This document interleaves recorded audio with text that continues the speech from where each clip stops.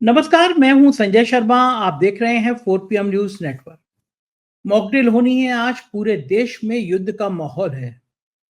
पाकिस्तान समझ गया है कि इस बार भारत थोड़े ज्यादा गुस्से में है, तो पाकिस्तान के अंदर मीटिंगों का दौर जारी है। पूरे दुनिया की निगाह भारत और पाकिस्तान पर आकर टिक गई है।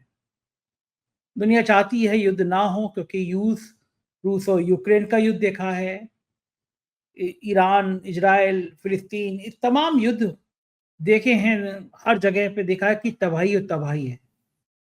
लेकिन भारत भी जानता है कि जो आतंकी, पाकिस्तान समर्थित आतंकी भारत में घुसे, बेगुनाह को मारा, उनका हिसाब किताब करना भी जरूरी है। लेकिन ये लड़ाई कहां तक जाएगी, इसका अंजाम क्या होगा, भारत के पास क्या क्या तैयारी है, इन तमाम विषयों पे हमने अभय दुबे जी से बात की। अभय दुबे जी सीनियर जर्नलिस्ट हैं, बहुत सारा अनुभव रखते हैं। उन्होंने युद्धों को भी करीब से देखा है, लिखा भी है। चलते हैं अभय दुबे जी के पास। आपसे रिक्वेस्ट है, चैनल को सब्सक्राइब करिए, ज्वाइन करिए। ये यूपी का है, क्योंकि नेशनल चैनल हमारा बंद है। 13 तारीख को सुप्रीम कोर्ट में सुनवाई है, तब तक नेशनल चैनल भारत में बंद है, दुनिया में देखा जा रहा है। आप 4 PM यूपी को अपने दोस्तों से कहिए सब्सक्राइब करें, आप भी सब्सक्राइब करिएगा। चलते हैं अभय दुबे जी के पास। 4 PM न्यूज नेटवर्क में स्वागत है अभय दुबे जी आपका। पूरा देश लगभग इस समय युद्ध वाले मोड में आ गया है। सबको लग रहा है कि अब शायद कुछ ना कुछ बड़ा काम होने जा रहा है। सरकार ने मॉक ड्रिल की घोषणा करी है, और 244 जिलों में जो अभी तक सूचना आई है, उसमें मॉक ड्रिल होगा। उत्तर प्रदेश के 30 जिले थे, लेकिन उत्तर प्रदेश सरकार ने कहा कि हम हर जिले में मॉक ड्रिल कराएंगे। टीवी चैनलों पर लगातार मॉक ड्रिल की खबरें चल रही हैं। कुछ टीवी चैनलों ने पाकिस्तान के 4 टुकड़े दिखा दिए हैं कि पाकिस्तान के ये 4 टुकड़े हो जाएंगे, ये बलूचिस्तान बन जाएगा, ये बन जाएगा, ये बन जाएगा। तो मुझे लगता है कि ये कुछ अतिशयोक्ति की खबर है। लेकिन युद्ध के स्थिति में एक तनाव है। मेरे पास कई सारे फ़ोन आए कि मॉक ड्रिल कल होनी है, हमारी फ्लाइट तो कैंसल नहीं हो जाएगी, हमें क्या करना है। लोग कंफ्यूज हैं, लोग समझ नहीं पा रहे हैं कि मॉक ड्रिल कब होती है, क्यों होती है, क्या कारण होते हैं, क्या युद्ध जब घोषित हो जाता है तब मॉक ड्रिल होती है। तो क्या लग रहा है कि आपको लग रहा है कि अब पाकिस्तान में अब आर पार का टाइम आ गया, पाकिस्तान को समझ में आएगा कि आतंकी पालने का मतलब क्या होता है, भारत से लड़ने का मतलब क्या होता है। ये जो छुपा छुपा वाला जो युद्ध कर रही थी पाकिस्तान, आतंकी भी बेच के, क्या अब पाकिस्तान को लगेगा गलती कर गए। इस मॉक ड्रिल का मतलब क्या है, क्यों करा रही होगी सरकार, समझाइए कुछ। संजय जी, मैं आप लोगों से उम्र में थोड़ा वरिष्ठ हूँ। और जब मैं बहुत छोटा था, काफी छोटा था, मेरी उम्र 10 साल से भी कम थी, तो आ, मैंने देखा था कि 1965 के युद्ध में किस तरीके से इस प्रकार की ड्रिल्स हुई थी।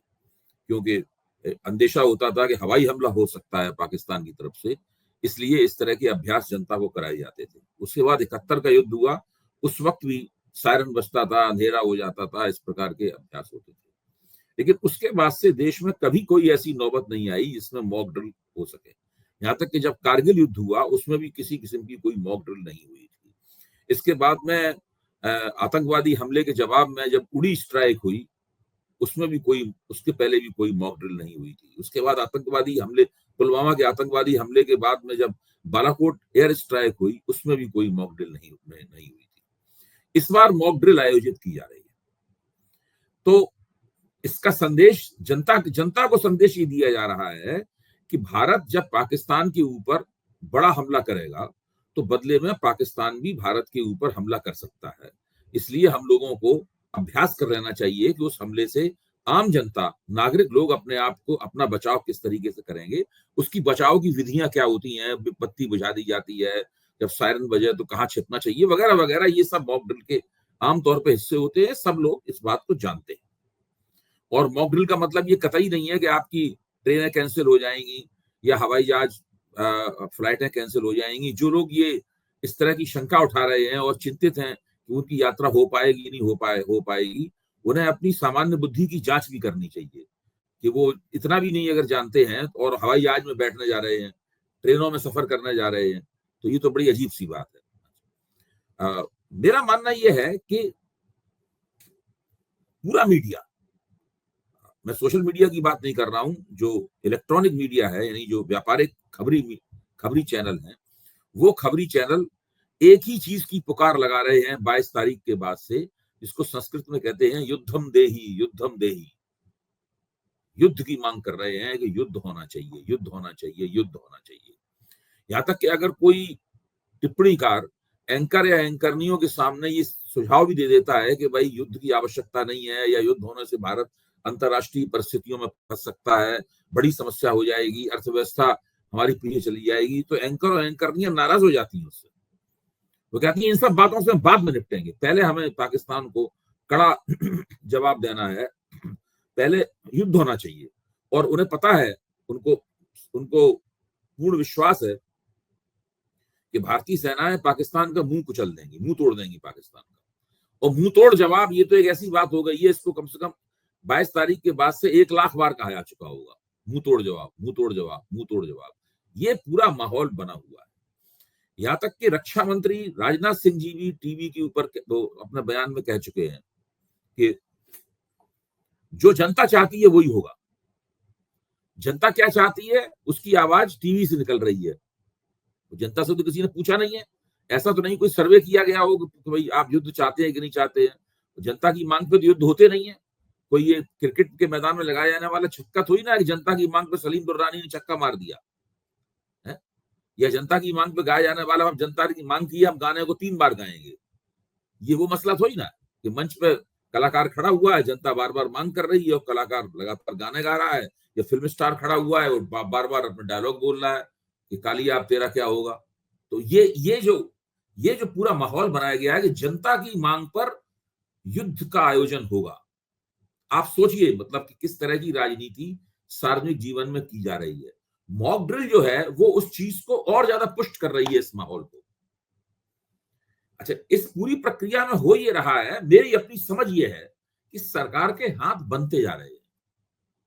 युद्ध जैसी बड़ी और व्यापक कार्रवाई को अंजाम दिए बिना, उससे कुछ कम किए बिना, उससे कुछ कम अगर कम न किए बिना सरकार जनता के सामने जवाबदेह कैसे होगी? एक ऐसा माहौल बनता जा रहा है। क्या ऐसा माहौल बनना उचित है? प्रश्न इस बात का है, क्या ऐसा माहौल बनना उचित है? अच्छा, जो खबरें आ रही हैं वो खबरें ये बताती हैं, खुद जैसे बड़े बड़े सुरक्षा विशेषज्ञ क्या कह रहे हैं, लेफ्टिनेंट जनरल शंकर दास जो हैं वो कह रहे हैं कि भाई, जो मैंने आपके सामने बात रखी भी थी कि प्रधानमंत्री ने 4 तरह के लक्ष्य दिए। एक लक्ष्य यह है कि आतंकवादी ठिकानों को ध्वस्त करना है, आतंकवादियों संगठनों के जो कमांडर हैं, सरगना है, उनको खत्म करना है, आईएसआई का मुंह तोड़ देना है, उसको जवाब देना है, और साथ में जो सेना अध्यक्ष मुनीर है पाकिस्तान के, उनको सबक सिखाना है। ये 4 लक्ष्य लेफ्टिनेंट जनरल शंकर दास ने हम लोगों के सामने पेश किए, और उन्होंने कहा है कि इस काम में बड़ा युद्ध करने की बजाय आधुनिक टेक्नोलॉजी का सहारा लेकर, जो अभी प्रचलित हुई है, जिसका एक तरह से इजराइल ने भी मुजाहिरा किया है, उसका इस्तेमाल करके ये 4 लक्ष्य भेजे जा सकते हैं। यानी इसके लिए थल सेनाएं मार्च करें पाकिस्तान में, और भारतीय विमान पाकिस्तान के एयर स्पेस में घुस जाएं, उसके ऊपर बम्बार्डमेंट करें। ये सब इसके लिए जरूरी नहीं है, उनका कहना ये है। इस तरीके से हो सकता है ये। अच्छा, अगर ये इस तरीके से 4 लक्ष्यों को, अगर उनकी बात को भी एक बार सही मान लें, भाई मैं रक्षा विशेषज्ञ नहीं हूं, रक्षा विशेषज्ञ बात करके मैं समझ बनाने की कोशिश करता हूं, अगर ये सब हो सकता है, तब फिर इन सब कामों की क्या जरूरत है? तब फिर ये लगातार जो गोदी मीडिया के एंकरनियां हैं, ये लगातार जो कह रहे हैं युद्धम देही, युद्धम देही, युद्ध होना चाहिए, युद्ध होना चाहिए, इसका फिर क्या मतलब रह जाता है? ये अपने आप में एक पहेली है कि पाकिस्तान के खिलाफ औपचारिक रूप से युद्ध की घोषणा किए बिना, और जो अंतरराष्ट्रीय स्थिति है, वास्तव में मैं इसको मानता हूं, जो अंतरराष्ट्रीय स्थिति है, उस अंतरराष्ट्रीय स्थिति से बेपरवाह होकर क्या ये जो जनता के बीच में माहौल बनाया जा रहा है, इस माहौल के आधार पर, जनता की बेहद मांग पर कोई फिल्म थोड़ा लगानी है सिनेमा हॉल में दोबारा, ये कोई मुगले आजम का रीरन थोड़ी ना हो रहा है। जनता की बेहद मांग पर मुगले आजम अब फिर चलाई जाती है, ऐसा ये थोड़ी ना है इसमें। इसके लिए जो ये जो राजनीति हो रही है ये बहुत ही आश्चर्यजनक है, और मेरा मानना है कि कई तरीके से ये राष्ट्र हितों के अनुकूल नहीं है।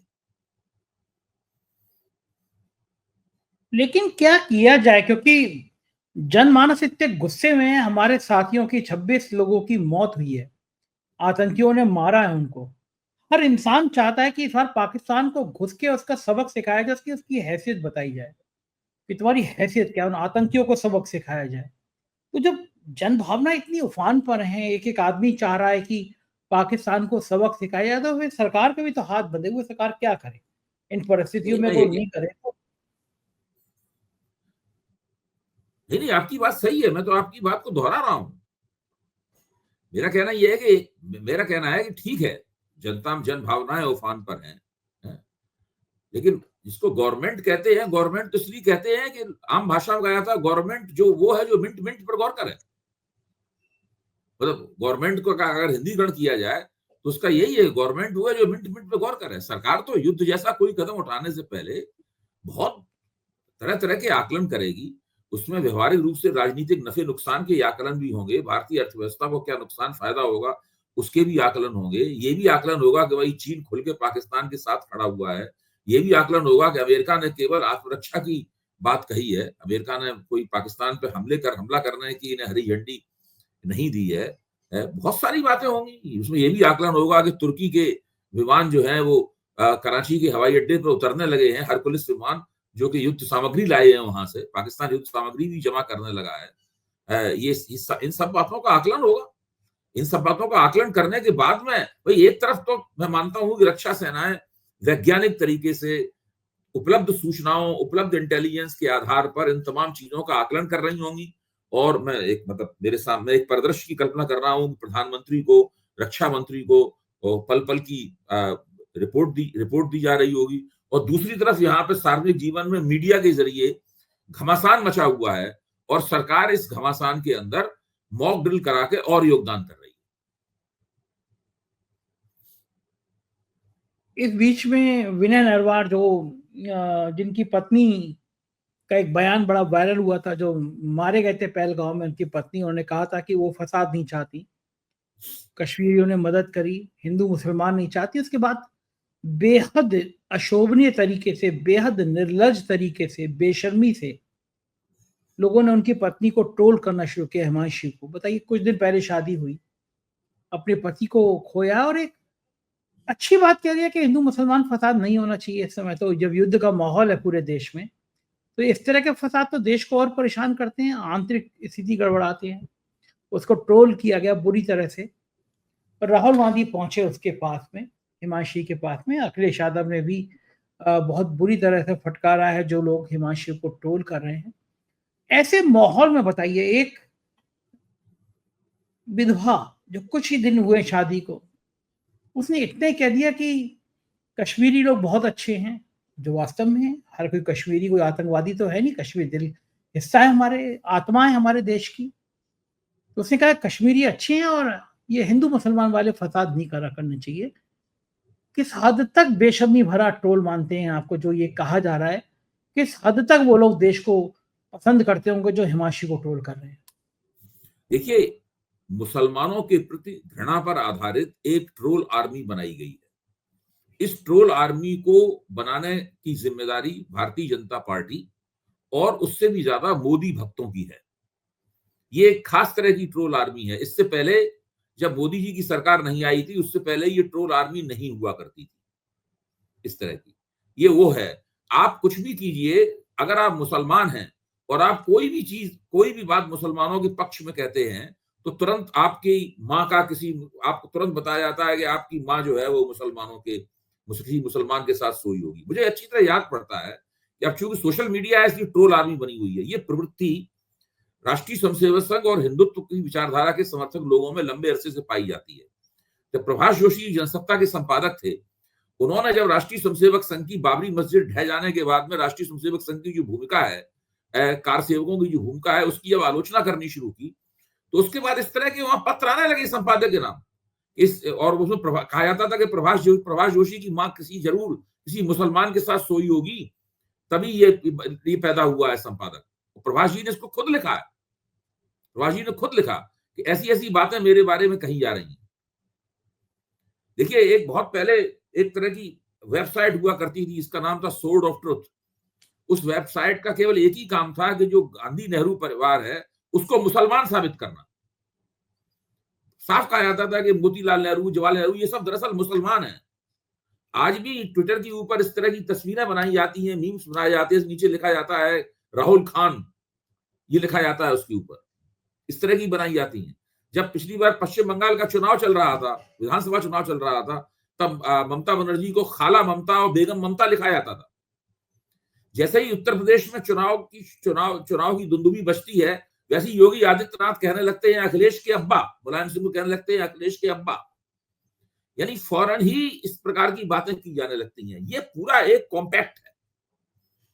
हिमांशी को जो लोग ट्रोल कर रहे हैं, उसके साथ आप मुख्यमंत्री आदित्यनाथ का नाम भी जोड़ लीजिए, इसके साथ आप भाजपा के उन मझोले दर्जे के कार्यकर्ताओं को भी जोड़ लीजिए जो कि बेगम ममता और खाला ममता बोलते थे, उनको भी आप जोड़ लीजिए। इनके साथ आप उन लोगों को भी जोड़ लीजिए।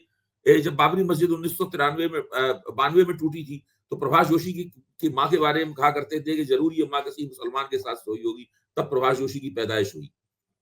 आप इससे अंदाज लगाइए, ये पूरी एक प्रवृत्ति है, ये पूरा एक कॉम्पैक्ट है। और ये कॉम्पैक्ट वो बाकायदा इसी तरीके से काम करता, दिन रात वो लोग यही काम करते हैं, इसके अलावा उनके पास कोई काम नहीं है। मैं तो कभी ये देखता नहीं हूं एक्स वगैरह, कभी निगाह पड़ जाती है उसके ऊपर, तो मुझे हैरत होती है देख के कि इसमें बाकायदा गुप्तांगों का नाम लेकर जो गाली गलौज की जाती है, इस प्रकार के शब्दों का इसमें इस्तेमाल होता है। और ये सारे इस्तेमाल हमेशा हिंदुत्व की विचारधारा के पैरोकारों द्वारा किए जाते हैं। कभी भी हिंदुत्व की विचारधारा के जो विरोधी हैं, वो कभी भी इस प्रकार की भाषा शैली का इस्तेमाल नहीं करते।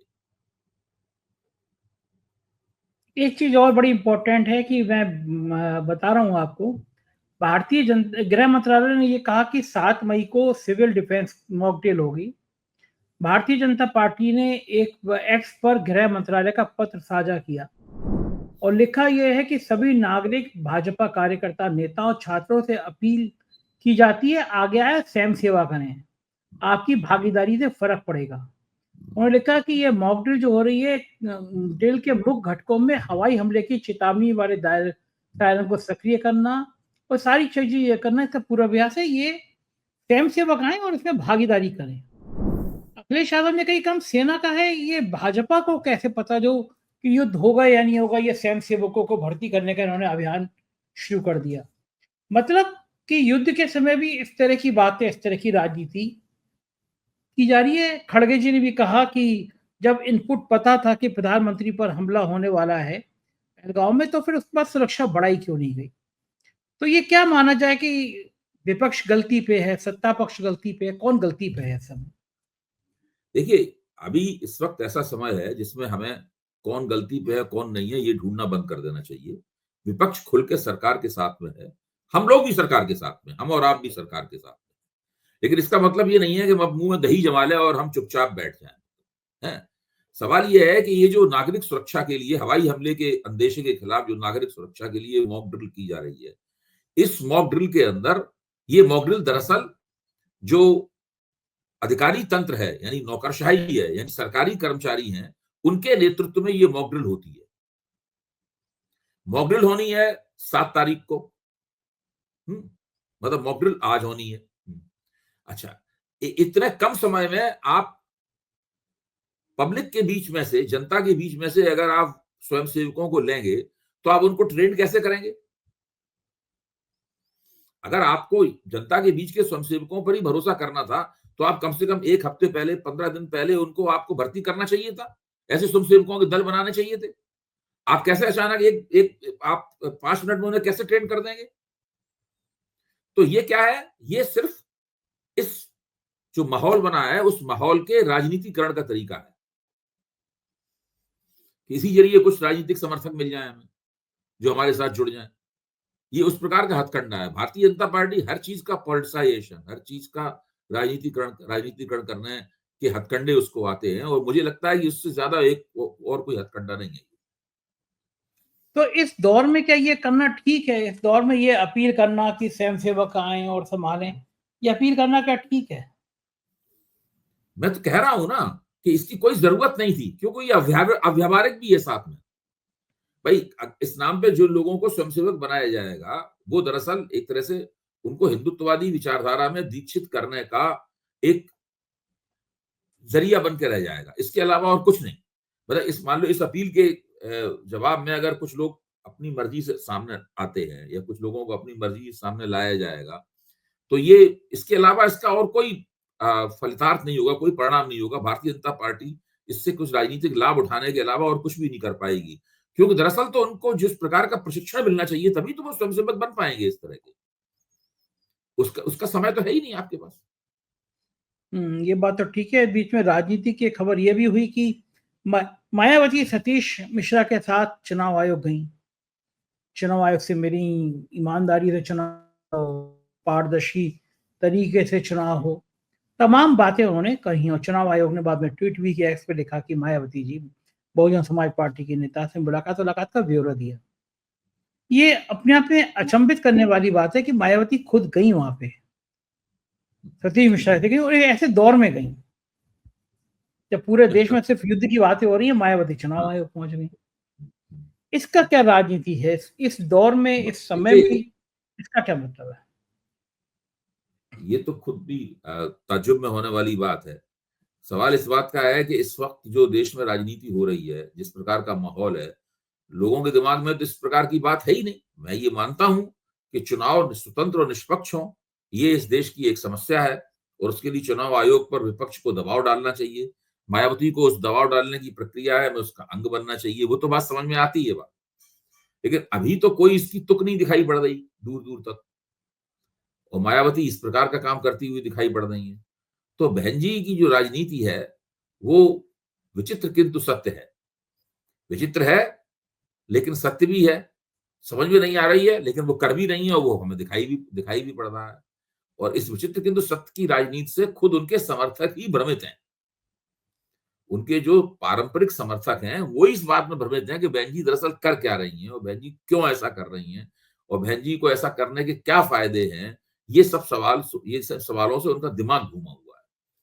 इसी भ्रम की स्थिति के कारण जो मायावती का समर्थक वोट है, वो फ्लोटिंग हो गया है। मतलब वो अस्थिर हो गया है। वो उस निष्ठा के साथ अब मायावती के साथ नहीं जुड़ा हुआ है। वो दोनों सिरों पर खुल गया है। सब पार्टियां उसे अपनी ओर खींचने की कोशिश कर रही हैं। कांग्रेस अपनी ओर खींचने की कोशिश कर रही है, भाजपा अपनी ओर खींचने की कोशिश कर रही है, समाजवादी पार्टी अपनी ओर खींचने की कोशिश कर रही है। तो मेरा मानना यह है कि मायावती की राजनीतिक ग्राफ लंबे अरसे से गिर रहा है, और इस बार अपने पतन के बिल्कुल अ, बिल्कुल निचले सिरे पर है। बिल्कुल उसने तल छू लिया है, पतन का गर्त में पहुंच गया है। और मायावती अपने इस ग्राफ को कैसे उठाएंगी, अपनी राजनीति में कैसे सुधार करेंगी, इसकी कोई भी संभावना, तरीका कम से कम मेरे दिमाग में तो नहीं आ रहा। आपका। देश के इस माहौल में लोग डरे हुए भी हैं। उन्हें ये समझ नहीं आ रहा कि अगर युद्ध हो गया तो उनका क्या होगा। उनके शहर पे तो हमला नहीं हो जाएगा, वो सुरक्षित कहाँ रहेंगे? सरकार की तरफ से ऐसा कोई बहुत बड़ा बयान कब आएगा कि अगर युद्ध होता है तो कौन कौन से शहरों में ज्यादा खतरा बढ़ेगा? ये मॉक ड्रिल को मान लिया जाए पर्याप्त बात है, या सरकार को और विस्तार से ये बताना चाहिए? क्योंकि जब प्राइम मिनिस्टर मीटिंग करते हैं अंदर तीनों सेना के प्रमुखों के संग, तो उसके बारे में तो कह दिया जाता है कि प्राइम मिनिस्टर ने छूट दे दी है, जहां चाहो जब चाहो, जगह तुम्हारी, समय तुम्हारा। लेकिन लखनऊ से दिल्ली तक एक डर तो बना हुआ ही है ना कि अगर ये हमला बड़ा, लड़ाई होगी, बार बार दोनों देश न्यूक्लियर ताकत वाले देश हैं, क्या इसका क्या इलाज है? डर कैसे खत्म हो लोगों का? देखिए, अगर न्यूक्लियर ऑप्शन, अगर एटमी विकल्प का इस्तेमाल किया गया, तो इसे कहते हैं कि म्यूचुअली एग्रीड डिस्ट्रक्शन। इसको एमएडी बोलते हैं, कि हम दोनों मिलकर एक दूसरे को बर्बाद कर दें। क्योंकि न्यूक्लियर ऑप्शन की तो ये स्थिति है। मुझे याद पड़ता है जिस वक्त भारत को एटम बम बनाना चाहिए नहीं बनाना चाहिए, इस प्रकार की जब बहसें और चर्चाएं हो रही थी, उन दिनों में दिनमान के लिए काफी लिखा करता था। तो एक विद्वान थे गिरी देशंकर, जो कि इन बातों में काफी पारंगत थे, इस प्रकार के विमर्श में काफी पारंगत थे। तो मैंने उनसे इंटरव्यू लिया था, तो उन्होंने मुझे बताया था कि मान लीजिए पाकिस्तान अमृतसर के ऊपर बम डालता है, एटॉमिक बम डालता है, तो इसका सीधा मतलब यह है कि फिर साथ में लाहौर भी खत्म हो जाएगा। और ऐसा नहीं है कि पाकिस्तान अमृतसर में बम डालेगा तो केवल अमृतसर ही खत्म होगा, उसके साथ लाहौर भी खत्म हो जाएगा। तो ये म्यूचुअली एग्रीड डिस्ट्रक्शन वाली स्थिति है अगर एटमी विकल्प का इस्तेमाल किया जाता है। दूसरी बात है कि सरकार जिस तरीके से काम कर रही है, उससे क्या लगता है मुझे कि इसके पीछे बहुत कोई सुचिंतित और सोची समझी हुई, नाप तौल कर कर बनाई हुई योजना इसके पीछे नहीं है। और ये किस तरीके से हो रहा है, क्योंकि अभी तक जो रक्षा विशेषज्ञ हैं, जो टीवी पे आते हैं और टीवी पे नहीं भी आते हैं, तो अगर आपकी उनसे मित्रता है तो आप उनसे फोन ऑन पे बात कीजिए, तो वो काफी अपनी आपको राय अपनी देते हैं। रक्षा विशेषज्ञों के पास भी ऐसी कोई खबर नहीं है, क्योंकि वो सब फौज में बड़े बड़े अधिकारी रहे हैं, उनके संपर्क होते हैं। ऐसी कोई खबर नहीं है इसके आधार पर ये वो बता पाए कि सरकार के पास कोई ऐसी योजना है जिसके अल्पकालीन और दूरगामी कुछ पहलू हैं, और सरकार उस अल्पकालीन और दूरगामी पहलुओं को लागू करने की कोशिश कर रही है। तो मुझे लगता यह है कि इसके विभिन्न पहलू धीरे धीरे करके हम लोगों के सामने अभी आएंगे, और हमें उसका इंतजार करना चाहिए, तब हमारी भी समझ में आएगा कि जो हो रहा है वो क्यों हो रहा है। बिल्कुल ठीक बात है, और निगाह बनी रहेगी, हम अपने दर्शकों को बताते रहेंगे। बहुत बहुत शुक्रिया अभय जी, आपने मित्र समय दिया, धन्यवाद। ये थे अभय दुबे जी, और आपने सुना पूरी बातचीत। मुझको यकीन है बातचीत पसंद आई होगी। आपका विचार मेरे लिए बड़ा महत्वपूर्ण है, बताइएगा जरूर कैसी लगी बातचीत। Thank you.